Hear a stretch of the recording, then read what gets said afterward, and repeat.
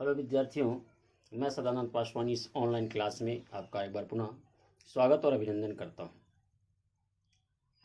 जैसे कि आपको विदित ही है कि मैंने जो है भूगोल पार्ट में भारत का भूगोल और भारत के भूगोल में भारत की स्थिति एवं महत्व की चर्चा हम लोग कर रहे हैं।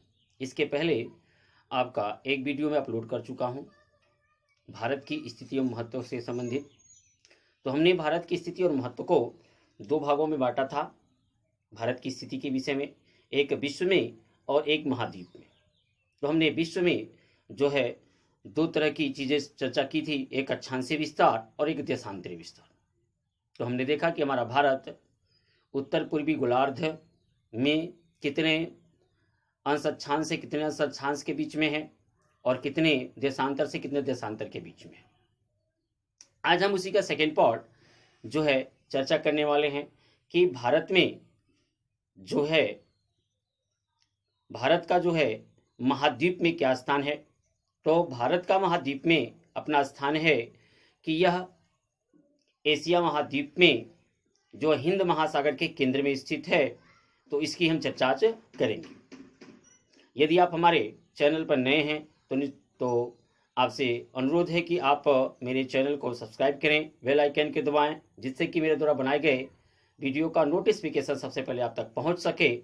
तो आइए बिना समय गंवाए आज हम चर्चा करते हैं। अपना जो चर्चा का विषय है वो है कि भारत की स्थिति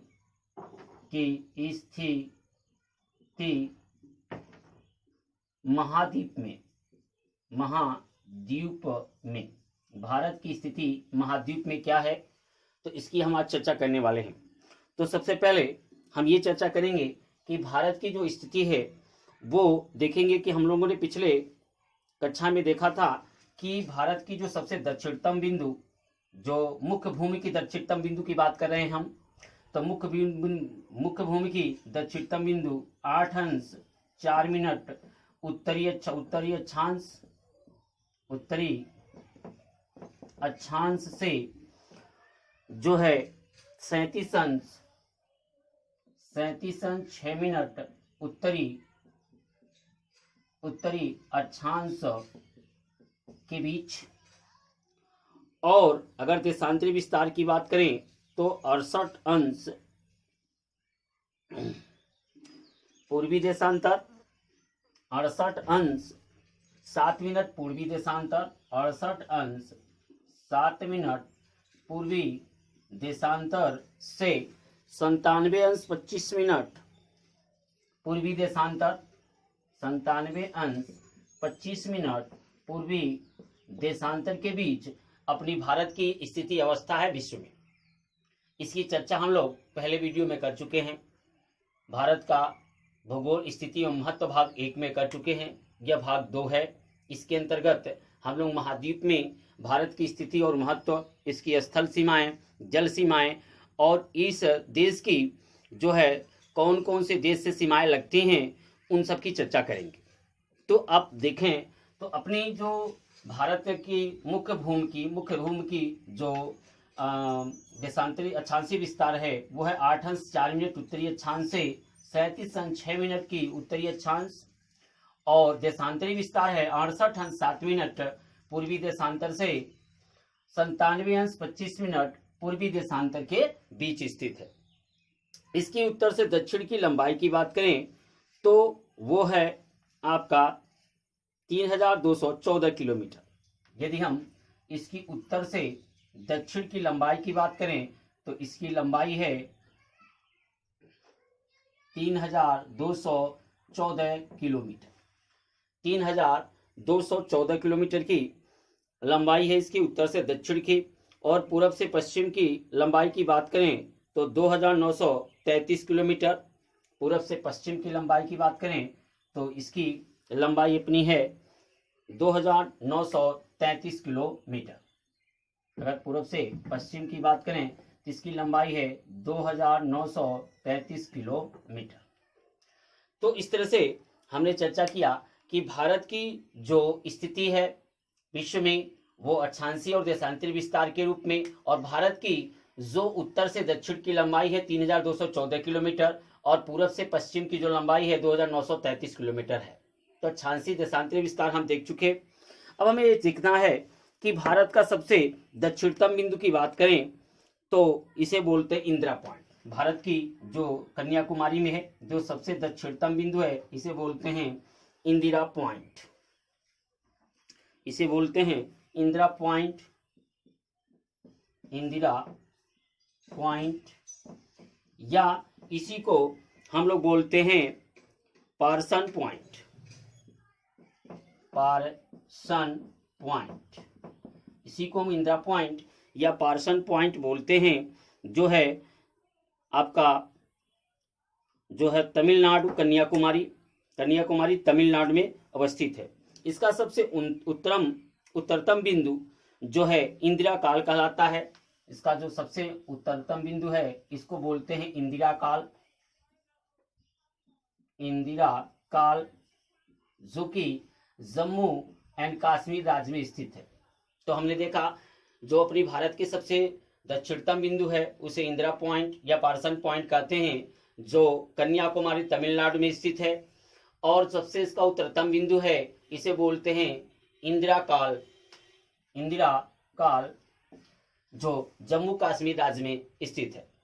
इसकी हम सबसे जो है पूर्वी बिंदु की बात करें, पश्चिमी बिंदु की बात करें तो गौर माता या गोहर माता भी कहते हैं, गौर माता या गोहर माता भी कहते हैं। इसका जो सबसे पश्चिमी बिंदु है इसे बोलते हैं गौहर माता या गोहर माता, जो आपका गुजरात राज्य में स्थित है। और इसका सबसे जो पूर्वी बिंदु है वो है कीबुथु। जो इसका सबसे पूर्वी बिंदु है उसे बोलते हैं कीबुथु,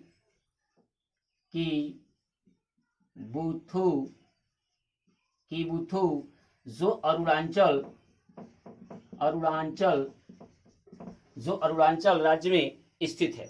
तो हमने देखा अपनी भारत की स्थिति के विषय में कि भारत के अक्षांशीय और देशांतरी विस्तार क्या है। इसका सबसे दक्षिणतम बिंदु, इसका सबसे उत्तरतम बिंदु और इसका सबसे पश्चिमी बिंदु और सबसे पूर्वी बिंदु क्या हैं और कहाँ अवस्थित हैं। अब हम इसके बाद जो है भारत की तटीय और जो है मुख्य भूमि की तटीय और मुख्य भूमि की जो है जलीय सीमाओं की चर्चा करेंगे और देखेंगे कि अपनी तटीय और जलीय सीमाएं जो मुख्य भूमि की हैं वो क्या हैं। तो एक बार मैं पुनः आपको बता दूं कि अपने भारत की जो अक्षांशीय विस्तार है मुख्य भूमि की 8 अंश 4 मिनट उत्तरी अक्षांश से 37 अंश 6 मिनट की उत्तरी अक्षांश, और जो आपका देशांतरी विस्तार है 68 अंश 7 मिनट पूर्वी देशांतर से 97 अंश 25 मिनट पूर्वी देशांतर के बीच। इसका सबसे दक्षिणतम बिंदु जो है अपना इंदिरा पॉइंट या पार्सन पॉइंट, जो तमिलनाडु के कन्याकुमारी में स्थित है। और सबसे इसका उत्तरतम बिंदु है आपका इंदिरा काल, जो जम्मू और एंड कश्मीर राज्य में स्थित है। इसका सबसे पूर्वी बिंदु है कीबुथु, जो अरुणाचल प्रदेश राज्य में स्थित है। और इसका जो सबसे पश्चिमी बिंदु है गौहर माता या गोहर माता, जो आपका गुजरात राज्य में स्थित है। इसकी उत्तर से दक्षिण की लंबाई 3214 किलोमीटर और पूर्व से पश्चिम की लंबाई 2933 किलोमीटर है।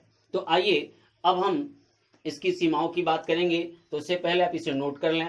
आप निश्चित तौर से पढ़ते हुए एक भारत का नक्शा लेकर जरूर बैठें, जिससे कि आप उस पर इन्हें इंगित कर लें, तो निश्चित तौर से कभी भूलेगा नहीं। यहाँ से जो आपके एग्जाम पॉइंट व्यू है किसे देखें तो यहाँ से बहुत सारे प्रश्न आपसे पूछे जाते हैं कि उत्तर से दक्षिण की लंबाई, पूरब से पश्चिम की लंबाई, या ये देशांतरी अक्षांशीय या देशांतरी विस्तार पूछा जाता है, या सबसे उत्तरी बिंदु पूछा जाता भारत का, सबसे दक्षिणी बिंदु पूछा जाता भारत का, सबसे पश्चिमी बिंदु या सबसे आपका पूर्वी बिंदु पूछा जाता किस राज्य में है और उसका क्या नाम है। इन सब चीजों को आप नोट कर लें और फिर तब हम लोग आगे बढ़ते हैं।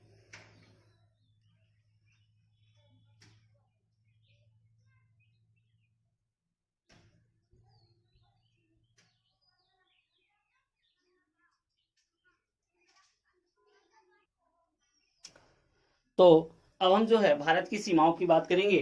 तो भारत की सीमाओं के लिए हम देखेंगे कि भारत की सीमाएं क्या हैं और उनकी हम किस तरह से डिवाइडेशन करते हैं। तो भारत की सीमा, तो भारत की सीमा की बात करेंगे तो भारत की कुल सीमा 22,716 भारत की कुल सीमा 22,716.6 किलोमीटर है। भारत की कुल सीमाओं की बात करेंगे तो भारत की कुल सीमा है 22,716.6 किलोमीटर है, जिसे हम दो भागों में डिवाइड करेंगे।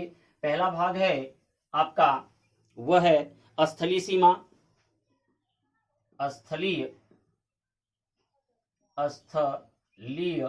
सीमा, और दूसरा भाग है अपना जो है तटीय सीमा, तटीय, दूसरा भाग है तटीय सीमा। पहला भाग है स्थलीय सीमा और दूसरा भाग है आपका तटीय सीमा। तो स्थलीय सीमा की बात करें तो अपना 15,200 किलोमीटर, स्थलीय सीमा की बात करें तो 15,200 किलोमीटर आपकी स्थलीय सीमा है। और तटीय सीमा, कुल तटीय सीमा की बात करें तो 7,516.6 किलोमीटर, 7,516.6 किलोमीटर आपकी कुल तटीय सीमा की लंबाई है। तो कुल तटीय सीमा की लंबाई आपकी कितनी है? 7,516.6 किलोमीटर, और मुख्य स्थलीय सीमा की लंबाई है 15,200 किलोमीटर। तो इसमें भी तटीय सीमा के भी हम दो भाग कर सकते हैं। एक है मुख्य भूमिकी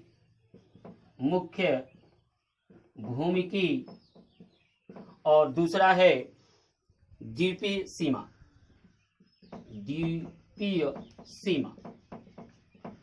तो इसमें मुख्य भूमिकी जो आपकी तटीय सीमा है वो है 6,161 किलोमीटर, और जो आपकी द्वीपीय सीमा है वो है 1,416.6 किलोमीटर। तो इस तरह से हम भारत की सीमाओं की बात करें तो भारत की कुल सीमाएं 22,716.6 किलोमीटर, स्थलीय सीमा 15,200 किलोमीटर, तटीय सीमा 7,516.6 किलोमीटर है। और इसके हम तटीय सीमा को दो भागों में विभाजित कर सकते हैं। पहला मुख्य भूमिकी, तो मुख्य भूमिकी सीमा है 6100 किलोमीटर और द्वीपीय सीमा है आपका 1,416.6 किलोमीटर।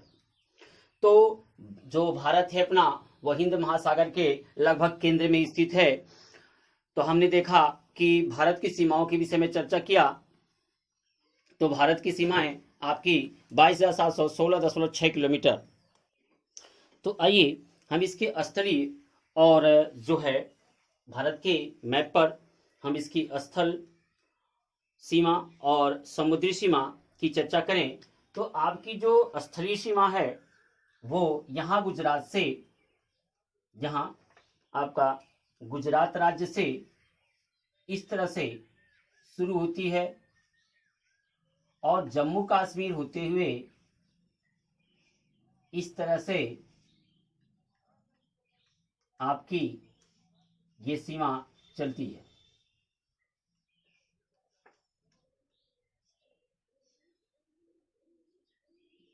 ये आपकी स्थलीय सीमाएं हैं और ये बंगाल के पास तक आकर के ये आपकी स्थलीय सीमा।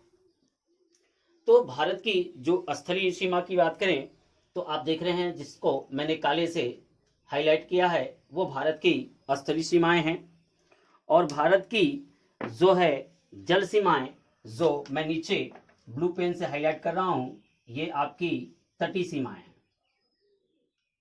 ये आपकी तटीय सीमाएं हैं।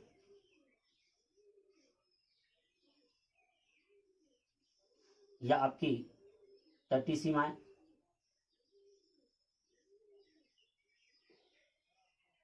ये आपकी तटीय सीमा। तो इस तरह से आप देखें तो आपके सामने दो कलर दिख रहे हैं, एक ब्लैक और एक ब्लू। तो ब्लैक वाला जो स्थलीय सीमा को दर्शाता है और जो आपका ब्लू है वो आपकी तटीय सीमा को दर्शाता है। आइए इन पे कुछ चर्चा करते हैं। तो आपके सामने जो भारत का मैप दिख रहा है इस मैप पे आधारित हम कुछ प्रश्नों को देखें। तो हम इसकी स्थलीय और तटीय सीमा की बात करें तो आपकी जो स्थलीय सीमा है ब्लैक पेन से मैंने इसको हाईलाइट किया है, जो आपकी तटीय सीमा है उन्हें हमने ब्लू पेन से हाईलाइट किया है। तो हम इसकी चर्चा करें तो देखेंगे कि यहाँ से आपका, यहाँ से लेकर के, मैं ब्लैक का यूज करता हूँ, यहाँ से लेकर के ये वाला हिस्सा जो आप देखेंगे, ये वाला हिस्सा इसे बोलते हैं, यानी यहाँ से लेकर यहाँ तक की दूरी जो 12 समुद्री मील, यानी 12 समुद्री मील है, 12 समुद्री मील, 12 समुद्री मील, इस क्षेत्र को हम लोग जो है प्रादेशिक सीमा बोलते हैं। इस क्षेत्र को यानी 12 समुद्री मील को प्रादेशिक सीमा, प्रादेशिक सीमा बोलते हैं। यहाँ पर भारत का पूर्ण अधिकार होता है और यहाँ के जो आपके खनन हैं, जो प्राकृतिक संपदा है, इसके दोहन का पूर्ण अधिकार होता है। मैं आपको बताता चलूं कि एक समुद्री मील जो होता है, एक समुद्री मील, एक समुद्री मील लगभग 1.8 किलोमीटर के बराबर होता है। एक समुद्री मील लगभग 1.8 किलोमीटर के बराबर होता है। इसके आगे की बात करूं तो यहां से यहां तक की बात करूं तो यहां आप देखेंगे कि ये है आपका 12 समुद्री मील के बाद आपका 24 समुद्री मील, 24 समुद्री मील।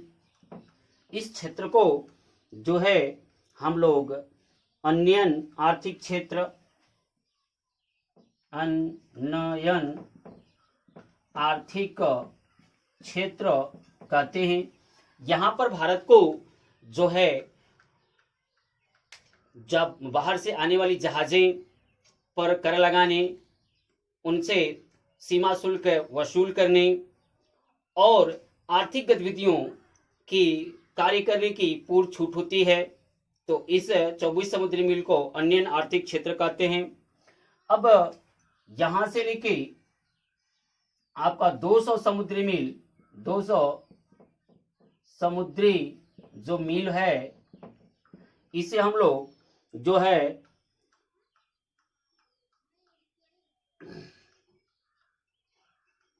सॉरी, यहां गलती हो गई, अन्य आर्थिक क्षेत्र नहीं, ये है संलग्न क्षेत्र, इसे बोलते हैं संलग्न क्षेत्र। यहां गलत हो गया, संलग्न, संलग्न क्षेत्र, ये संलग्न क्षेत्र है। ये अन्य आर्थिक क्षेत्र, अन्य आर्थिक क्षेत्र 200 समुद्री मील तक। आपका पहला 12 समुद्री मील प्रादेशिक सीमा, जिस पर भारत का पूर्ण अधिकार है। दूसरा आपका 24 समुद्री मील, जिसे संलग्न क्षेत्र बोलते हैं। यहाँ पर आने विदेशों की आने वाली जहाजें या अन्य आर्थिक गतिविधियों के लिए यह भारत उस पर शुल्क लगा सकता है, तटीय शुल्क ले सकता है और यहाँ पर उपस्थित प्राकृतिक संसाधनों का पूर्ण रूप से अधिकार दोहन करना, उपयोग करने का होता है। दूसरा है 200 समुद्री मील, जिसे अन्य आर्थिक क्षेत्र कहते हैं। इस क्षेत्र को, जो 200 समुद्री मील की ये दूरी है, इसे अन्य आर्थिक क्षेत्र बोलते हैं। यहाँ पर भारत का पूर्ण अधिकार तो नहीं है, लेकिन यहाँ पर उपस्थित संसाधनों, प्राकृतिक संसाधनों का दोहन करने का अधिकार है, केवल दोहन करने का अधिकार है। और यहाँ से गुजरने वाली जहाजों पर यह शुल्क नहीं लगा सकता। यहाँ अपने वैज्ञानिक अनुसंधान स्थापित करने का इसका अधिकार है। और इसके आगे का जो क्षेत्र होता है उसे उच्च सागर, उच्च सागर सीमा बोलते हैं, जहां पर सभी देशों का समान रूप से अधिकार होता है। तो इस तरह से इसकी जानकारी हमने ली कि इसके आर्थिक और प्रादेशिक और के दृष्टि से हमारे जो समुद्री तटीय भाग हैं उनको 3 भागों में 12 समुद्री मील को प्रादेशिक सीमा और 24 समुद्री मील को जो है संलग्न क्षेत्र और 200 समुद्री मील को हम लोग अन्य आर्थिक क्षेत्र और उसके आगे जो उच्च सागर स्थित होता है। अब हम जो है स्थलीय और तटीय सीमाओं में उपस्थित अपने जो प्रदेश हैं उन प्रदेशों की चर्चा करेंगे और देखेंगे कि वो कहाँ से कहाँ तक उपस्थित हैं। तो आज के वीडियो में बस इतना ही। आगे हम लोग जो है भारत के मैप पर, भारत के नक्शे पर हम यहाँ से गुजरात से होते हुए यहाँ केरला, तमिलनाडु, इस तरह से हम देखेंगे हमारे भारतीय सीमाओं पर कौन कौन से देश हैं और इन किनारों पर कौन कौन से अपने प्रदेश स्थित हैं। इनकी चर्चा करते हुए आगे चल बढ़ेंगे। तब तक के लिए मैं आपसे इजाजत देता हूं, फिर अगले वीडियो में हम लोग मिलते हैं।